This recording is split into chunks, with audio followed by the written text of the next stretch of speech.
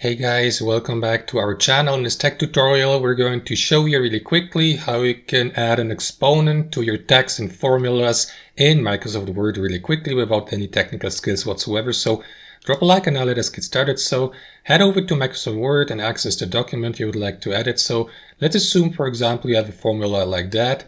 3 multiplied by 3 makes 9, and then multiplied by 3 again makes 27. And now I would like to convert this into an exponent. Now if I add, for example, a normal 3 here, it won't look like an exponent. So what you will need to do in this case here is simply highlight the number you would like to convert or make a look as the exponent, just like that. After that, head over to the Home tab here at the top.